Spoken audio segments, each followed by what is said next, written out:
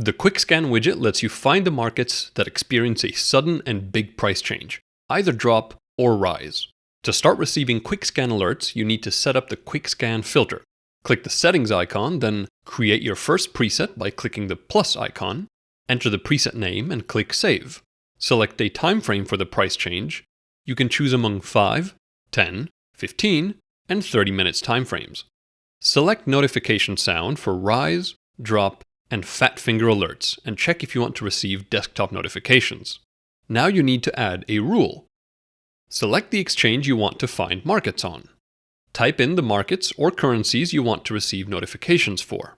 Remove low-volume markets by setting a minimum 24-hour volume. You can set either in BTC or USD. Set alert thresholds for drop, rise, and fat finger. Note that you can disable each of the alert types if you don't need them. Your first rule is ready, and you can create another one if needed.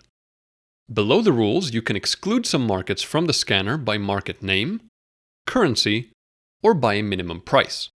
It helps to avoid barcode charts that are hard to trade. Lastly, make sure to save your preset and wait for the next alert. Once you receive an alert, you will see one or more items on the Quick Scan widget. Here you can see the market name, 24-hour volume in USD and BTC, chart preview, the drop or rise percentage, and how much time ago that happened. Clicking on any of these items will open a chart and will replace the currently open chart. However, you can also right-click the item to find the menu to open a new market, replacing the current chart, open in a new tab, exclude the market to prevent it from showing up again, copy market name, add market to a watch list, and assign the watch list tag color.